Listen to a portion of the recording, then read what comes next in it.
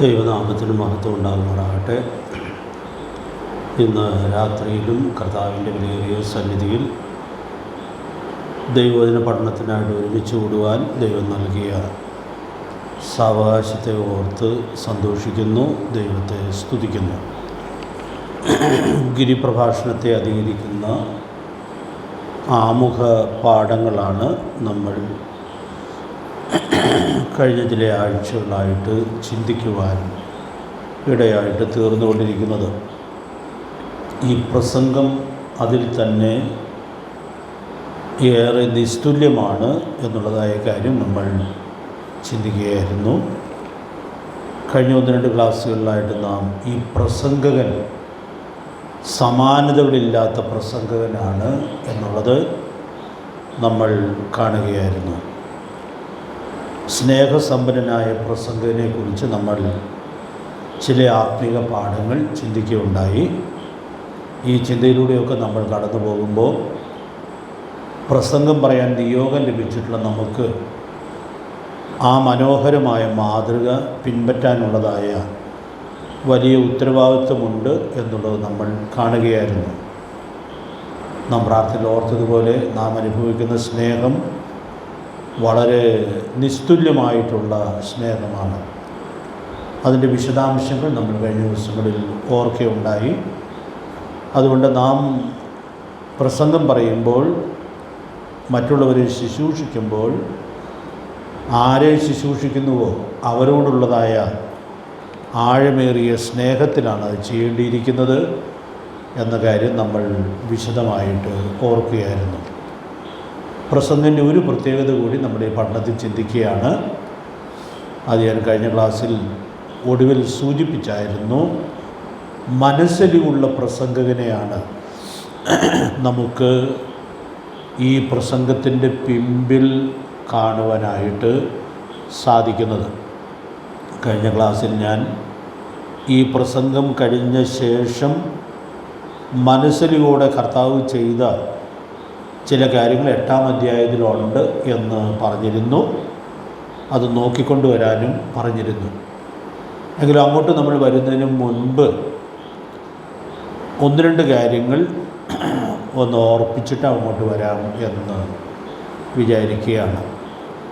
നമുക്കറിയാം, നമ്മുടെ കർത്താവിൻ്റെ ശുശ്രൂഷകളെ നാം വിലയിരുത്തുവാൻ ഇടയായിട്ട് തീരുമ്പോൾ പ്രസംഗവേദിയിൽ തന്നെ മനസ്സലിവ് വെളിപ്പെട്ടതായ കാര്യം നമുക്ക് ദൈവവചനത്തിൽ കാണുവാനായിട്ട് സാധിക്കുന്നുണ്ട്.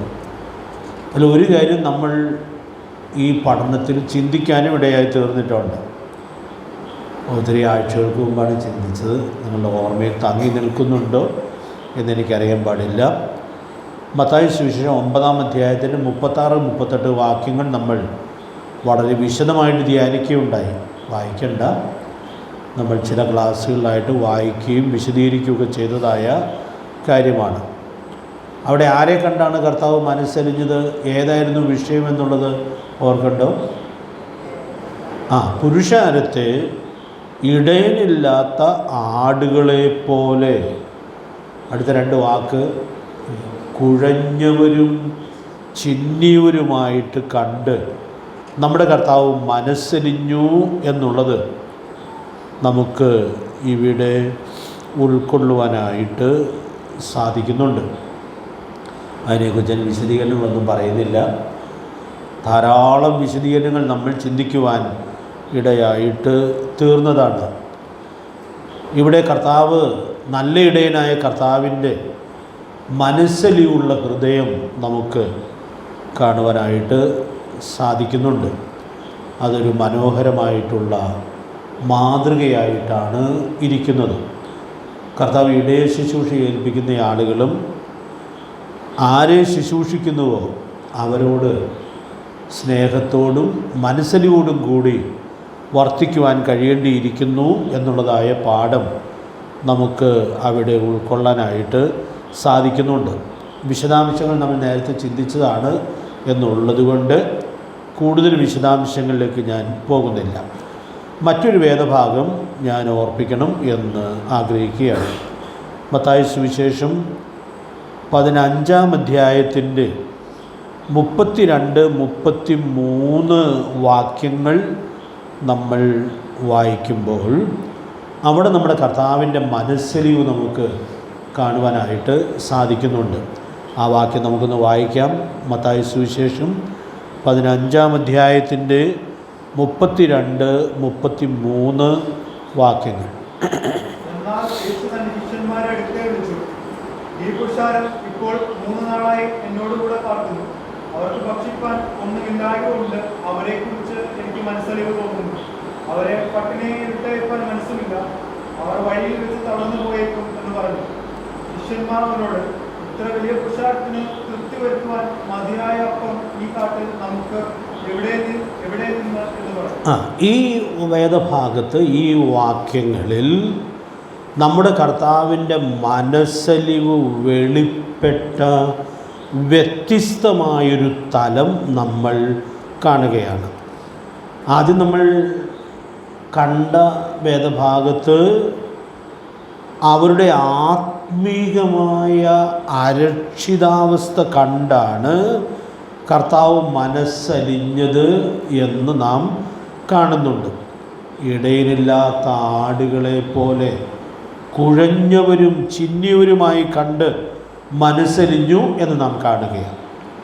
എന്നാൽ ഇവിടെ വേറൊരു തലമാണ് ഈ വാക്യത്തിൽ നമുക്ക് കാണുവാനായിട്ട് സാധിക്കുന്നത്. അപ്പം അതുകൊണ്ട് അതിൻ്റെ ഒരു ചെറിയ വിശദീകരണം ഞാൻ പറഞ്ഞ് പോകാം എന്ന് ആഗ്രഹിക്കുകയാണ്.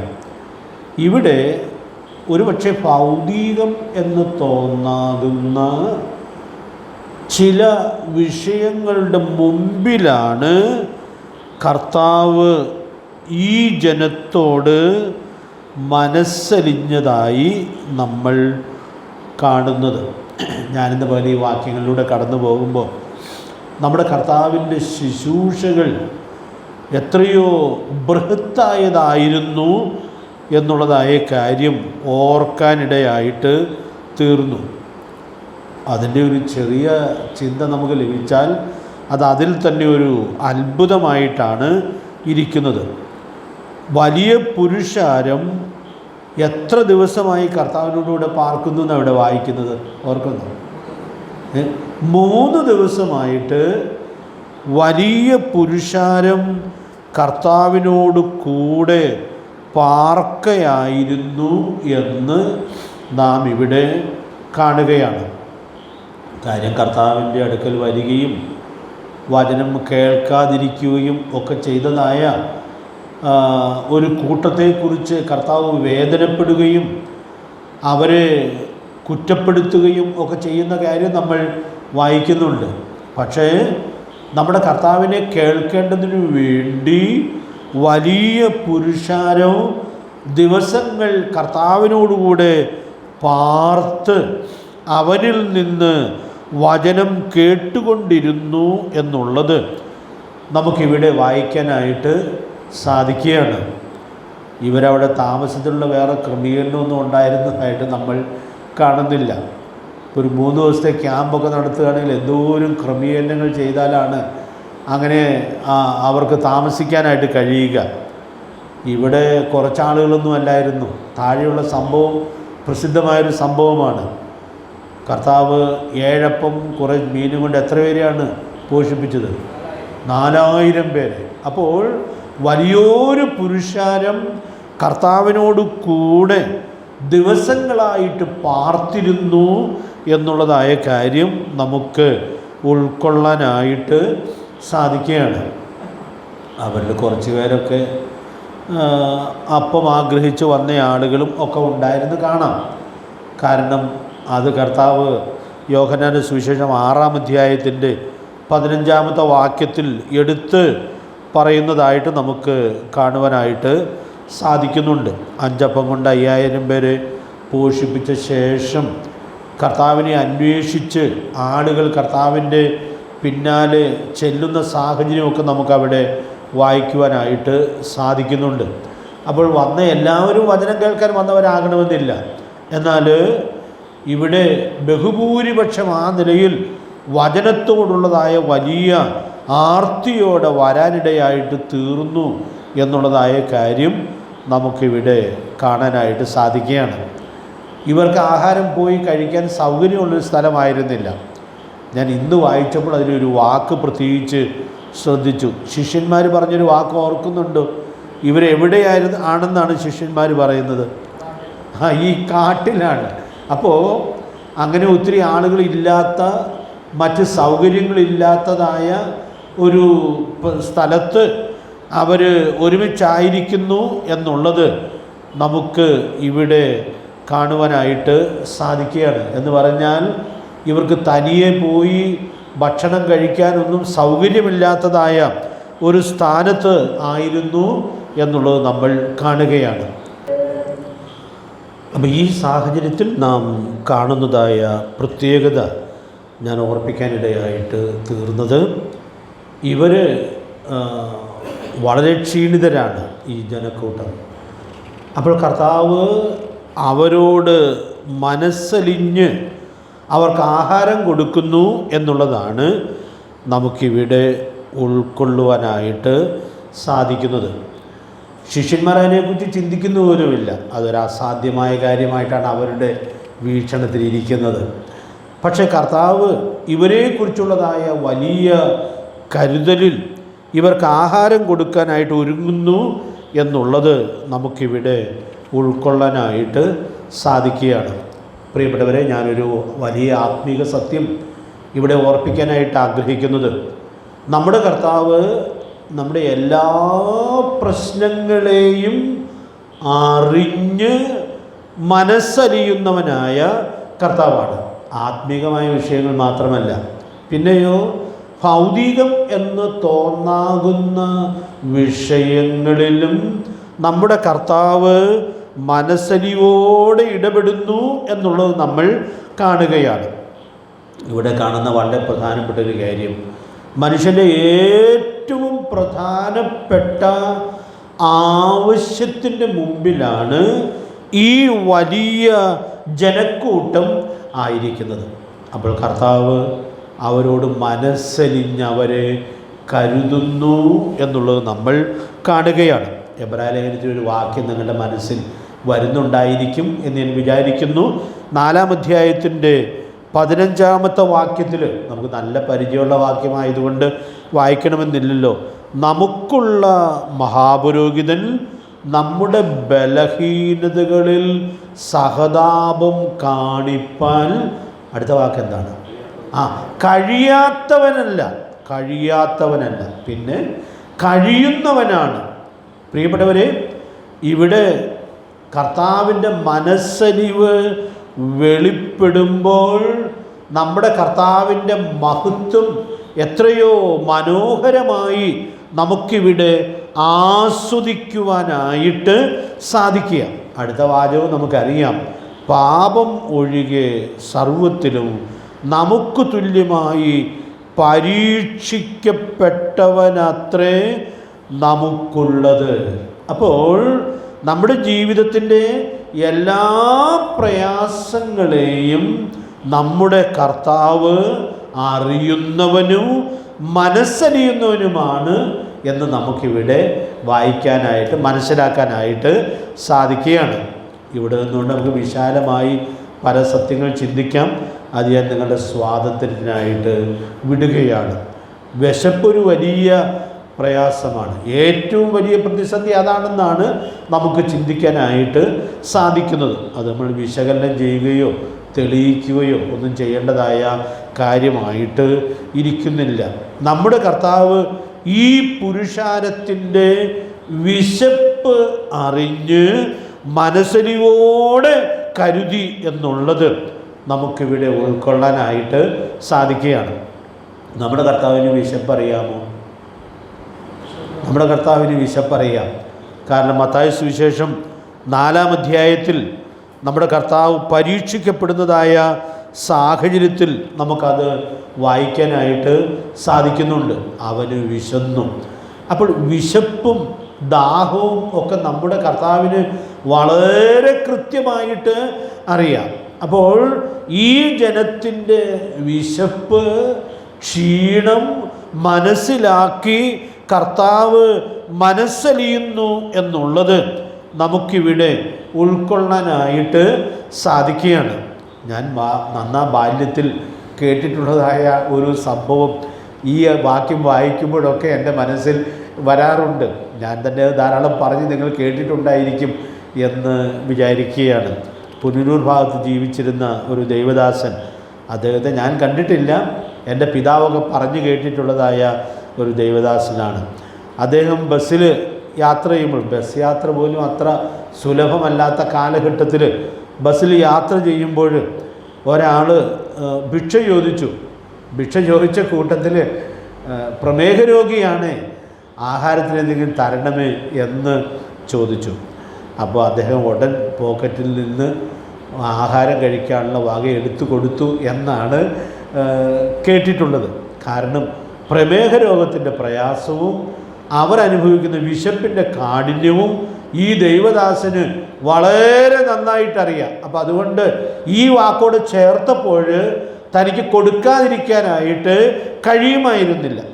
ഞാനിന്ന് രാത്രിയിൽ ഓർപ്പിക്കട്ടെ, നമ്മൾ കടന്നു പോകുന്ന പ്രയാസങ്ങൾ, നമ്മൾ കടന്നു പോകുന്ന ബുദ്ധിമുട്ടുകൾ ഏത് തലത്തിലുമുള്ളതാകട്ടെ, അത് ആരെക്കാളും ഉപരി ഏറ്റവും കൃത്യമായിട്ട് അറിയുവാൻ നമ്മുടെ കർത്താവിന് കഴിയും എന്നുള്ളതായ വലിയ സത്യം നമുക്കിവിടെ ഓർക്കാനായിട്ട് സാധിക്കുകയാണ്.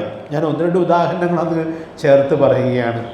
ഒരു വീടില്ലാത്തവൻ്റെ വിഷമം നമ്മുടെ കർത്താവിന് അറിയാൻ ഒരു പ്രയാസവുമില്ല. കാരണം ഓരോരുത്തരും പിരിഞ്ഞ് വീട്ടിലേക്ക് പോയപ്പോൾ നമ്മുടെ കർത്താവ് ഒലിമലയിലേക്കാണ് പോയത്.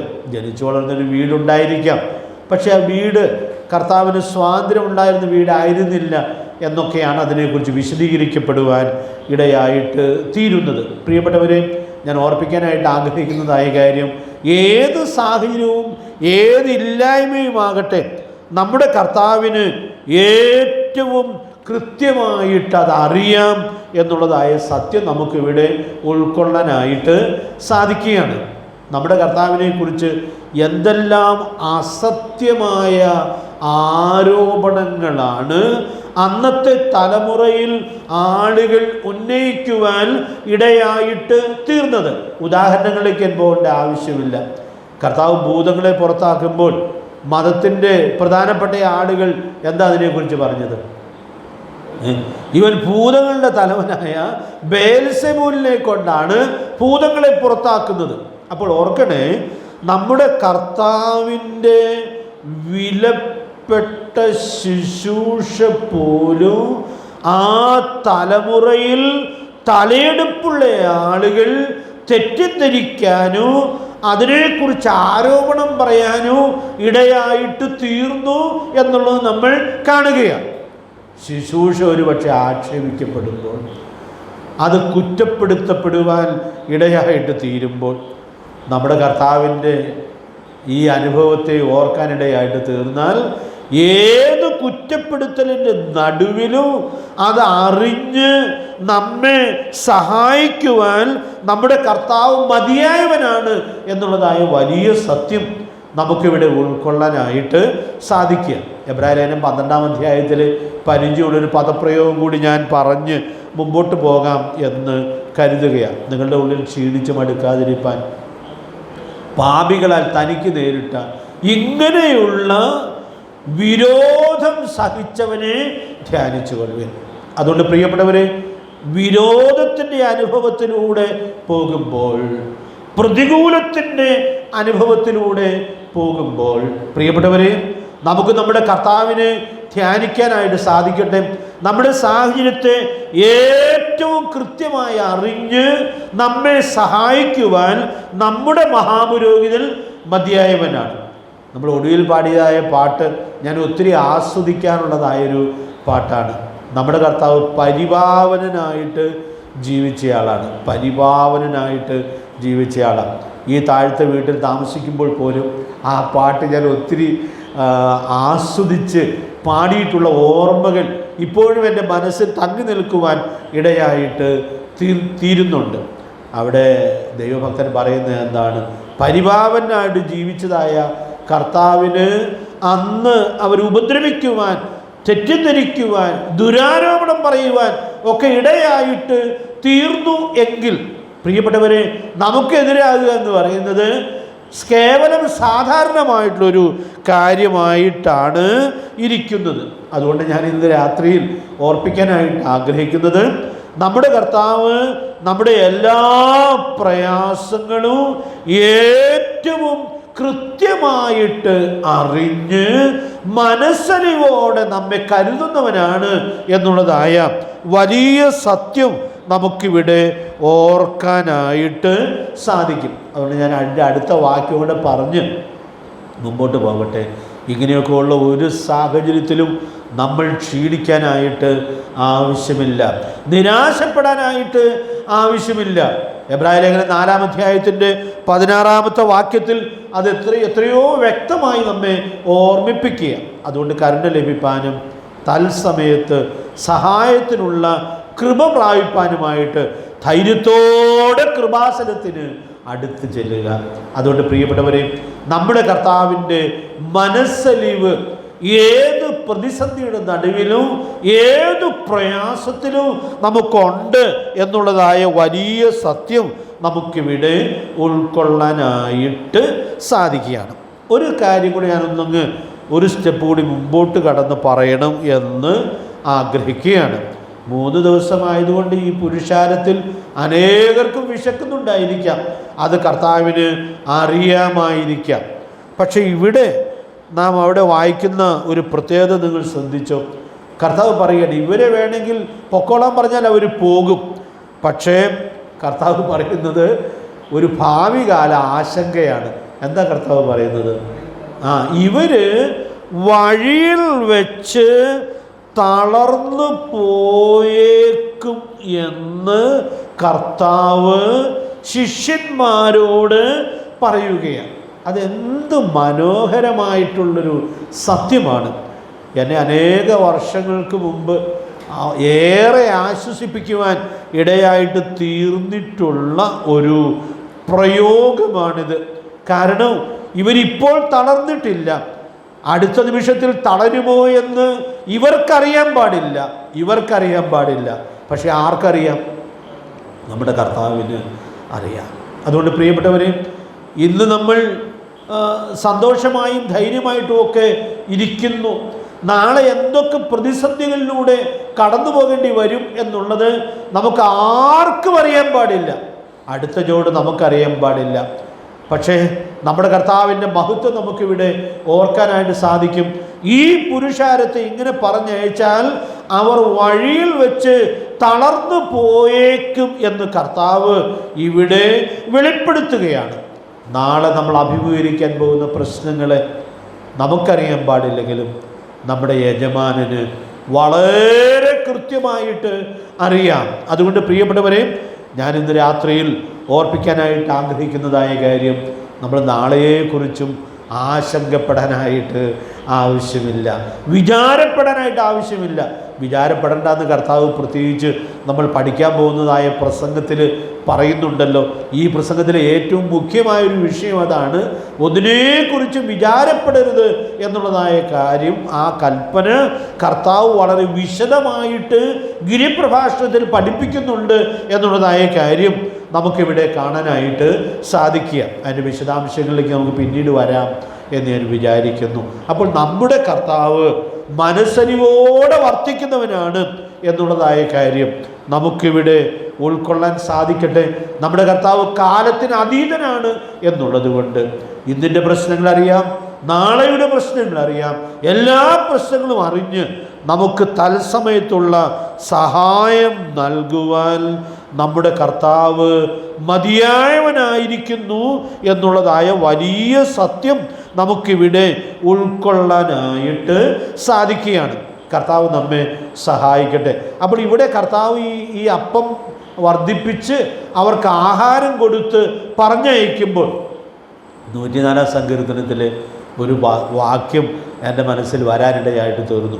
നിങ്ങൾ ഓർക്കുന്നുണ്ട്, 104-ാം സങ്കീർത്തനത്തിൻ്റെ 26ഉം 27ഉം വാക്യങ്ങൾ നമുക്കൊന്ന് വായിച്ച് ധൈര്യപ്പെടാവുന്നതായ വാക്യങ്ങളാണ്. ഒന്ന് വായിച്ചു പോകാം. 104-ാം സങ്കീർത്തനത്തിൻ്റെ 26-27 വാക്യങ്ങൾ. അതിൽ കപ്പലുകൾ ഓടുന്നു, അതിൽ കളിപ്പണ്ണി ഉണ്ടാക്കിയ ദിവ്യാധാനുണ്ട്, തക്ക സമയത്ത് തീ കിട്ടേണ്ടതിന് ഇവയൊക്കെയും ഇതിനെ കാത്തിരിക്കുന്നു. അപ്പോൾ അവിടെ സമുദ്രത്തിലുള്ള ലിവ്യാധാനെക്കുറിച്ച് പറയുകയാണ്. നമ്മളെക്കാളൊക്കെ ഒത്തിരി ഇരട്ടി വലിപ്പമുള്ളതായ ലിവ്യാധാൻ്റെ ആഹാരത്തെക്കുറിച്ചാണ് അവിടെ പറയുന്നത്. ഞാനതിൻ്റെ വേറെ ഡീറ്റെയിൽസ് ഒന്നും പറയാനായിട്ട് ആഗ്രഹിക്കുന്നില്ല. ഇവയൊക്കെയും ആരെ കാത്തിരിക്കുകയാണ്? ഭക്ഷണത്തിന് വേണ്ടി യഹോവയെ കാത്തിരിക്കുകയാണ്. അപ്പോൾ അവിടെ ഞാൻ ഇന്ന് പകൽ ഈ വയലത്തൂടെ പോയപ്പോൾ ഓർത്തൊരു കാര്യം, ഈ ജീവികളൊക്കെ അവിടെ ഏറ്റവും പ്രധാനപ്പെട്ട ആവശ്യത്തിൻ്റെ മുഖത്ത് അവരുടെ സൃഷ്ടിതാവിനെ കാത്തിരിക്കുകയാണ്. നമ്മളിത് വിശദമായിട്ട് പിന്നെ ചിന്തിക്കും. ഗിരിപ്രഭാഷത്തിൽ കർത്താവ് വിചാരപ്പെടരുതെന്ന് പറയുമ്പോൾ ആകാശത്തിലെ പറവുകളെ നോക്കുവിൻ, അവ വിതയ്ക്കുന്നില്ല, കൊയ്യുന്നില്ല, കളപ്പുരയിൽ കൂട്ടിവെക്കുന്നില്ല, സ്വർഗീയ പിതാവ് അവരെ പുലർത്തുന്നു എന്നുള്ളതായ കാര്യം എടുത്തു പറയുകയാണ്. പ്രിയപ്പെട്ടവരെ, അതുകൊണ്ട് ഞാൻ അവിടെ നിന്നൊരു സന്ദേശം ഓർപ്പിക്കട്ടെ. ഈ ജീവികൾ അവ ദൈവത്തിൻ്റെ സൃഷ്ടിയാകൊണ്ട് ആഹാരത്തിന് വേണ്ടി ദൈവമുഖത്തേക്ക് നോക്കുകയാണ്. ഈ ജീവികൾ ആഹാരത്തിന് വേണ്ടി ദൈവമുഖത്തേക്ക് നോക്കുന്ന പോലെ അല്ലല്ലോ നമ്മൾ നോക്കുന്നത്. നമ്മൾ അവൻ്റെ സൃഷ്ടികളാണെന്ന് മാത്രമല്ല, നമ്മളവൻ്റെ മക്കളാണ്. അതുകൊണ്ട് പ്രിയപ്പെട്ടവരെ, നമ്മുടെ സ്വർഗീയ പിതാവ് നമ്മെ എത്രയോ അധികം കരുതുവാൻ ഇടയായിട്ട് തീരും. ഈ പ്രസംഗത്തിനുള്ളിലെ പ്രാർത്ഥനയാണ് കഴിഞ്ഞ നാളിൽ നമ്മൾ വിശദമായിട്ട് ചിന്തിച്ചത്. അവിടെ ഒരു അപ്പത്തിന് വേണ്ടിയുള്ള പ്രാർത്ഥനയുണ്ടല്ലോ, ഞങ്ങൾക്ക് ആവശ്യമുള്ള ആഹാരം എന്ന് തരണമേ. അതുകൊണ്ട് പ്രിയപ്പെട്ടവരെ, നമ്മുടെ എല്ലാ ആവശ്യങ്ങളും ഏറ്റവും കൃത്യമായിട്ട് അറിഞ്ഞ് നമ്മെ കരുതുവാൻ നമ്മുടെ കർത്താവ് മതിയായവനായിരിക്കുന്നു എന്നുള്ളതായ വലിയ സത്യം നമുക്കിവിടെ ഉൾക്കൊള്ളാനായിട്ട് സാധിക്കുക. ഞാൻ ആ വാക്യത്തിൽ ഒരു വാക്കൊന്ന് അടിവരെ വിടാൻ വേണ്ടിയാണ് വായിക്കാനായിട്ട് പറഞ്ഞത്. ദൈവം ഇവയ്ക്ക് ആഹാരം കൊടുക്കുമ്പോൾ, ലിവ്യാധാൻ ആഹാരം കൊടുക്കുമ്പോൾ അതിന് കൊടുക്കുന്ന സമയം അവിടെ പറയുന്നുണ്ട്. ഏത് സമയത്താണ് കൊടുക്കുന്നത്? തക്ക സമയത്താണ് കൊടുക്കുന്നത്. പ്രിയപ്പെട്ടവരെ, നമ്മുടെ ദൈവം തക്ക സമയത്ത് മനസ്സലിഞ്ഞ് കരുതുന്നവനാണ് എന്നുള്ളതായ കാതലായ സത്യം നമുക്കിവിടെ ഉൾക്കൊള്ളാനായിട്ട് സാധിക്കുകയാണ്. ദൈവത്തിൻ്റെ പരിശുദ്ധാത്മാവ് നമ്മെ സഹായിക്കട്ടെ. ലിവ്യാധാന് തക്ക സമയത്ത് ആഹാരം കൊടുക്കുന്ന ദൈവം നിശ്ചയമായിട്ടും നമുക്കുള്ള ആഹാരം തരാതിരിക്കുകയില്ലല്ലോ. ആ വാക്കിന് ഇപ്പോൾ ഇവിടെ എടുത്തു പറയാൻ കാരണം, ഇവരെ പറഞ്ഞയച്ചാൽ വഴിയിൽ വെച്ച് തളർന്നു പോയേക്കും എന്നറിയുന്ന കർത്താവ് മനസ്സിലോടുകൂടി തക്ക സമയത്ത് അവർക്ക് ആഹാരം കൊടുത്ത് പറഞ്ഞയക്കുന്നു എന്നുള്ളത് നമ്മുടെ കർത്താവിൻ്റെ മനസ്സലിവിൻ്റെ മഹത്വമായിട്ടാണ് ഇരിക്കുന്നത്. അതുകൊണ്ട് പ്രിയപ്പെട്ടവരെ, നമുക്ക് നമ്മുടെ കർത്താവിനെ അങ്ങനെ വിശ്വസിക്കുവാൻ, ഉറയ്ക്കുവാൻ ദൈവാത്മാവ് ധാരാളം ദൈവകൃപ നൽകട്ടെ. മനസ്സലിവുള്ള ദൈവം, ആ ദൈവത്തിൻ്റെ മക്കളായി തീരുവാൻ ദൈവം നമുക്ക് കൃപ തന്നു എന്നുള്ളത് നമുക്കെല്ലാം നന്ദിയോടുകൂടെ ഓർക്കാം. നമ്മുടെ കർത്താവ് മനസ്സലിവുള്ളവനായിരുന്നതുപോലെ നമുക്കും ആ മനസ്സലിവ് ഏറ്റെടുത്ത് ജീവിക്കുവാൻ, ശുശ്രൂഷിക്കുവാൻ ദൈവത്തിൻ്റെ പരിശുദ്ധാത്മാവ് നമുക്ക് ധാരാളം ദൈവകൃപ നൽകട്ടെ. ഇനി ഞാൻ കഴിഞ്ഞ ആഴ്ചയിലൊന്ന് സൂചിപ്പിച്ച് നിർത്തിയതുപോലെ ഈ 8-ാം അധ്യായത്തിലേക്ക്, മത്തായി സുവിശേഷം 8-ാം അധ്യായത്തിലേക്ക് നമ്മൾ വരുമ്പോൾ ഈ പ്രസംഗത്തിന് ശേഷം കർത്താവ് മനസ്സലിവോടെ ഇടപെട്ടതായ ചില സംഭവങ്ങളുടെ ഒരു നിര 8-ാമത്തെ അധ്യായത്തിൽ നമുക്ക് കാണുവാനായിട്ട് സാധിക്കുന്നുണ്ട്. നിങ്ങൾ ആ അധ്യായം വായിക്കുകയും ചിന്തിക്കുകയും ഒക്കെ ചെയ്തു എന്ന് ഞാൻ വിചാരിക്കുന്നു. ഞാൻ അവിടെ നിന്ന് ചില സംഭവങ്ങളൊന്ന് സൂചിപ്പിക്കാം.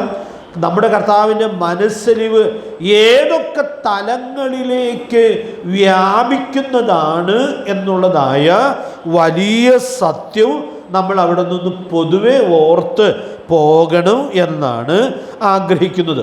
എല്ലാ വാക്യങ്ങളും വായിക്കേണ്ട, നിങ്ങൾ വായിച്ച് കാണുമായിരിക്കും എന്ന് ഞാൻ വിചാരിക്കുകയാണ്. 8-ാം അധ്യായത്തിൻ്റെ ആദ്യത്തെ 4 വാക്യങ്ങളിൽ നമ്മുടെ കർത്താവ് ഒരു കുഷ്ഠരോഗിയോട് മനസ്സലിവോടെ ഇടപെടുന്നു എന്നുള്ളത് നമുക്ക് കാണുവാനായിട്ട് സാധിക്കുന്നുണ്ട്. 8-ാം അധ്യായത്തിൻ്റെ 1-ാമത്തെ വാക്യം ഞാൻ ഇന്ന് ഒത്തിരി ആസ്വദിച്ചതായൊരു വാക്യമാണ്. 1-ാമത്തെ വാക്യം, അവൻ മലയിൽ നിന്ന് ഇറങ്ങി വന്നാറ്. നമ്മൾ പഠിക്കാൻ പോകുന്ന പ്രസംഗത്തിൻ്റെ പേരെന്താണ്? ഗിരിപ്രഭാഷണം. കർത്താവ് ഈ മലയിൽ വെച്ച് തൻ്റെ ശിഷ്യന്മാരെ അടുക്കൽ ഇരുത്തി വലിയൊരു പുരുഷാരത്തോട് പറഞ്ഞതായ പ്രസംഗമാണ് നമ്മൾ പഠിക്കണം എന്ന് ആഗ്രഹിക്കുന്നത്. 5-ാം അധ്യായത്തിൻ്റെ 1-ാം വാക്യം ഒന്ന് ചേർത്ത് ഓർത്താൻ നല്ലതാണ്. അവൻ പുരുഷാരത്തെ കണ്ടാറെ മലമേൽ കയറി. പുരുഷാരത്തിനും നിന്നു ഇരുന്നു ഒക്കെ കർത്താവിൻ്റെ പ്രസംഗം കേൾക്കാൻ സൗകര്യത്തിനു വേണ്ടി ആയിരിക്കാം അങ്ങനെ മലയിൽ കയറിയത് എന്ന് ഞാൻ വിചാരിക്കുകയാണ്. അപ്പോൾ അവിടെ ആ മലയിൽ നിന്ന് കർത്താവ് ഇറങ്ങി വന്ന് ആദ്യം ഒരു കുഷ്ഠരോഗിയോട് മനസ്സലിവോടെ വർത്തിക്കുന്നു എന്നുള്ളത് നമുക്ക് അവിടെ ഉൾക്കൊള്ളാനായിട്ട് സാധിക്കുന്നുണ്ട്. ആ സൗഖ്യത്തിൻ്റെ വിശദാംശങ്ങളിലേക്ക് ഞാൻ ഈ ക്ലാസ്സിൽ പോകേണ്ട ആവശ്യമില്ല എന്ന് ഞാൻ വിചാരിക്കുകയാണ്. നമ്മുടെ കർത്താവിൻ്റെ മനസ്സലിവ് അവിടെ കാണുന്നത്. സാധാരണ ഒരു കുഷ്ഠരോഗിക്ക് ഇങ്ങനെ പുരുഷാരത്തിൻ്റെ അടുക്കലേക്ക് വരാനോ അങ്ങനെ കർത്താവിൻ്റെ അടുക്കൽ വരാനോ ഒന്നും യഹൂദന് കൊടുത്ത നിയമപ്രകാരം അനുവാദമില്ല. അത് നമുക്ക് പ്രത്യേകിച്ച് ഞാൻ വിശദീകരിക്കേണ്ട ആവശ്യമില്ല. നമ്മൾ ഈ കഴിഞ്ഞ ദിവസങ്ങളിലൊക്കെ പഠിച്ച പുസ്തകങ്ങളിൽ അത് എത്രയോ വിശദമായിട്ട് അവർക്ക് കൊടുക്കുന്ന നിയമത്തിൽ ഉൾപ്പെടുന്ന കാര്യമായിട്ടാണ് ഇരിക്കുന്നത്. എന്നാൽ അവന് സൗഖ്യം ലഭിക്കുമെന്നുള്ള വളരെ ആഗ്രഹത്തിൽ അവൻ കർത്താവിൻ്റെ അടുക്കൽ വന്നു എന്ന് നമ്മൾ കാണുകയാണ്. കഴിഞ്ഞ ആഴ്ച ഞാനൊന്ന് സൂചിപ്പിച്ചായിരുന്നു. നമ്മുടെ കർത്താവിന് അവനെ തൊടാതെയും അവന് സൗഖ്യം കൊടുക്കാനായിട്ട് സാധിക്കും. അങ്ങനെ കർത്താവ് സൗഖ്യം കൊടുത്തിട്ടുണ്ട്. ലൂക്കോസ് സുവിശേഷം 17-ാം അധ്യായത്തിൽ 10 കുഷ്ഠരോഗികൾക്ക് ഒരുമിച്ച് സൗഖ്യം കൊടുത്തു. അവരെ തൊട്ട് സൗഖ്യമാക്കുമെന്നല്ല ചെയ്തത്. പിന്നെയോ അവർക്ക് കർത്താവ് നിങ്ങൾ പോകാൻ പറഞ്ഞു. അവിടെ നമ്മൾ വായിക്കുന്നത് പോകയിൽ തന്നെ അവർ ശുദ്ധരായി എന്ന് പറഞ്ഞാൽ അങ്ങനെ വേറൊരു കാര്യം ചെയ്യേണ്ടി വന്നില്ല. അങ്ങനെയും കർത്താവിന് സൗഖ്യം കൊടുക്കാം.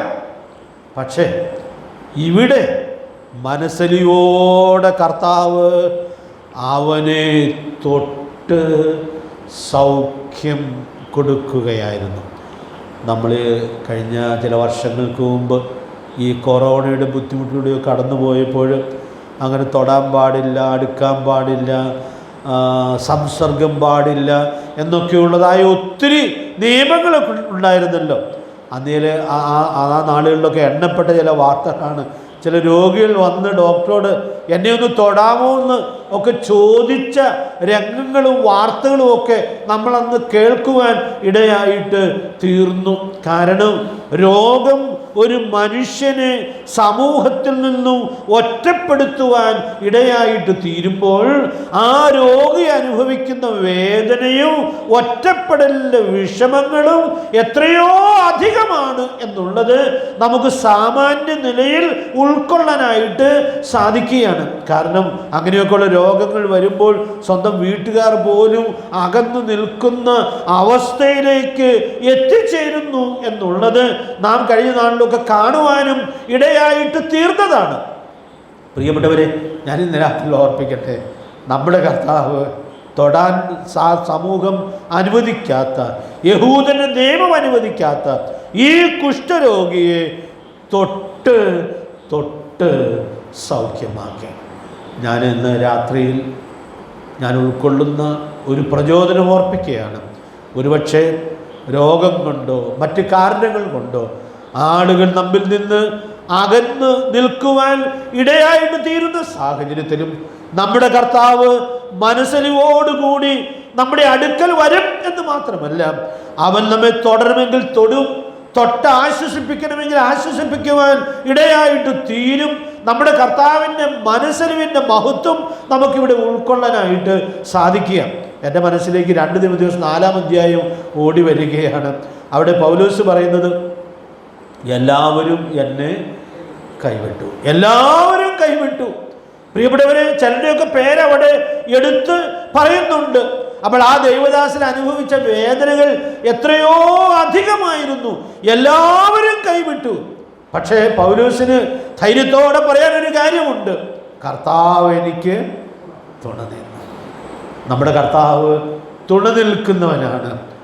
പൗലോസിൻ്റെ കാരാഗ്രഹവാസത്തെക്കുറിച്ച് കഴിഞ്ഞ ദിവസം ഒരാൾ പറഞ്ഞ ഒരു പരാമർശം ഒരർത്ഥത്തിൽ എനിക്കൊരു ഞെട്ടലാണ് ഉളവാക്കുവാൻ ഇടയായിട്ട് തീർന്നത്.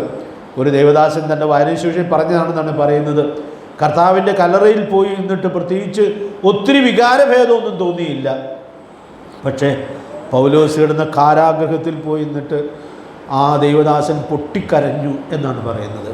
കാരണം ആ കാരാഗ്രഹവാസവും അതിൻ്റെ തീവ്രതയും അസഹനീയമായ ആ സാഹചര്യവും, ആ സഹോദരൻ പറഞ്ഞ വിശദീകരണം ഞാൻ പറയാൻ ശ്രമിക്കുന്നില്ല.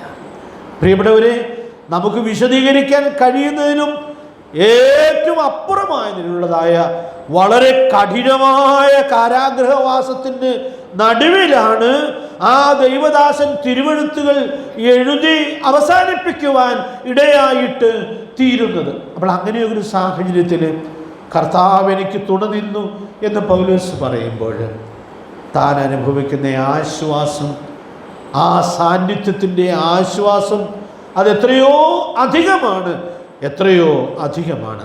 ഞാൻ ഇന്ന് രാത്രി ഓർപ്പിക്കട്ടെ, നമ്മുടെ കർത്താവ് മനസ്സലിവുള്ളവനാണ്.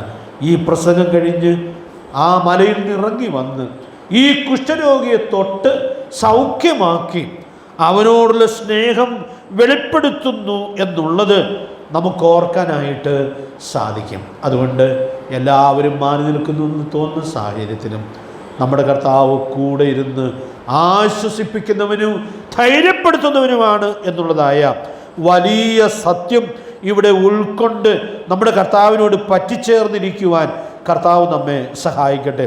രണ്ടാമത് അവിടെ മറ്റൊരു സൗഖ്യത്തിൻ്റെ ചരിത്രമാണ്, ദീർഘമായ ചരിത്രമാണ്. 5 മുതൽ 13 വരെയുള്ളതായ വാക്യങ്ങളിലാണ് നാം അത് വായിക്കുന്നത്. അപ്പോൾ നിങ്ങൾ വായിച്ചിട്ടുണ്ട് എന്ന് ഞാൻ വിചാരിക്കുകയാണ്.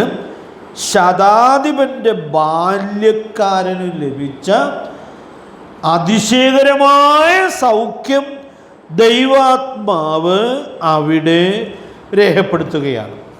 ഇവിടെ എന്നെ അത്ഭുതപ്പെടുത്തിയ കുറേ കാര്യങ്ങളുണ്ട്. കർത്താവിനെ അത്ഭുതപ്പെടുത്തിയതാണത്.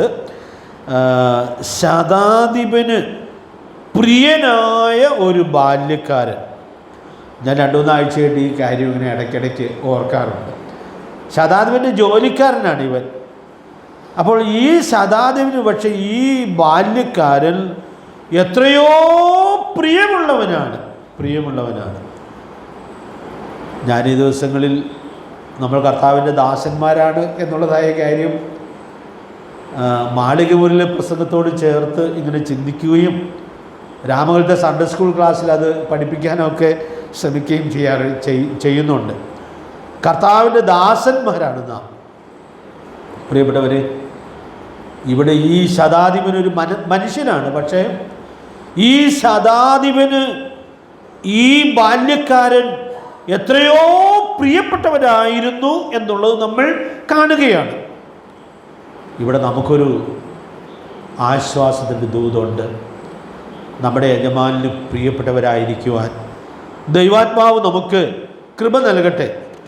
എന്തുകൊണ്ടാണ് ഈ ബാല്യക്കാരൻ പ്രിയനായിരുന്നത് എന്നുള്ളതിനൊരു കാരണം എൻ്റെ വിഷയത്തിൽ ഒത്തിരി പ്രധാനപ്പെട്ടതല്ലെങ്കിലും എന്നെ ഇന്ന് പകൽ വളരെ ഹേമിച്ചൊരു കാര്യമാകൊണ്ട് ഞാനതൊന്ന് എടുത്തു പറയുകയാണ്.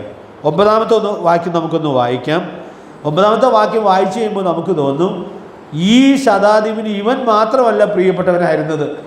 കാരണം ഈ ശതാധിപൻ്റെ കീഴെ ജോലി ചെയ്യുന്ന ആളുകളുടെ പ്രത്യേകത അവൻ തന്നെ എടുത്തു പറയുന്നതായിട്ട് നമ്മൾ വായിക്കുന്നുണ്ട്. വേഗം വായിച്ചാട്ടെ ആ വാക്യം, 9-ാമത്തെ വാക്യം. മത്തായി 8:9 വാക്യം.